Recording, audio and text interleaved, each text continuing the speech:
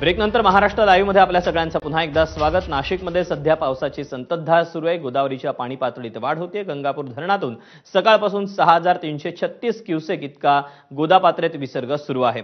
गोदावरीच्या पाणी पातळीत कमालीची वाढ झाली, याचा आढावा घेतलेला आहे आमच्या प्रतिनिधीनं। पाहूया। नाशिकमध्ये सकाळपासून मुसळधार पाऊस सुरू आहे आणि त्यामुळे नाशिकच्या गंगापूर धरणामधून जो पाण्याचा विसर्ग आहे तो देखील आता सुरू आहे। आपण जर बघितलं तर मी सध्या नाशिकच्या रामकुंड परिसरामध्ये आहेत। आपण या ठिकाणी जर बघितलं तर गेल्या 17 दिवसांपासून नाशिकच्या गोदावरी नदीला पूर परिस्थिती कायम असल्याचं पाहायला मिळत आहे। या रामकुंड परिसरामधले जे छोटे मोठे मंदिर आहेत ते देखील आता पाण्याखाली असल्याचं पाहायला मिळतंय। खरं तर नाशिकच्या शहरी भागामध्ये देखील सकाळपासून पावसाचा जोर हा अधिक असल्याचं पाहायला मिळत आहे आणि त्यामुळे गोदावरी नदीची पूर परिस्थिती ही वाढत असल्याचं आपल्याला दिसून येत आहे।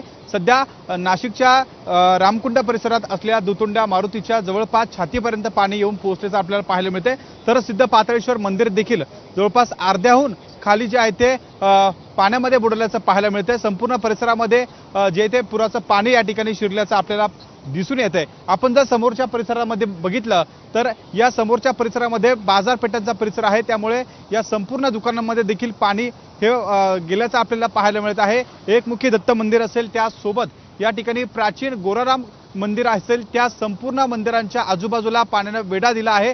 त्यामुळे एकूणच जर बघितलं तर नाशिकच्या रामकुंड परिसरामधली जी परिस्थिती आहे ती या ठिकाणी आपल्याला पूर परिस्थिती पाहायला मिळत आहे। खरं तर नाशिकमध्ये सकाळपासून पावसाचा जोर हा अधिक आहे, त्यामुळे नाशिकच्या गंगापूर धरणातला पाण्याचा विसर्ग देखील टप्प्याटप्प्याने वाढवला जातो आहे आणि एकूणच नाशिकच्या गंगापूर धरणातून पाण्याचा विसर्ग वाढवल्यामुळे नाशिकच्या रामकुंड परिसरामध्ये देखील जनजीवन हे काहीसं विस्कळीत झाल्याचं पाहायला मिळतंय।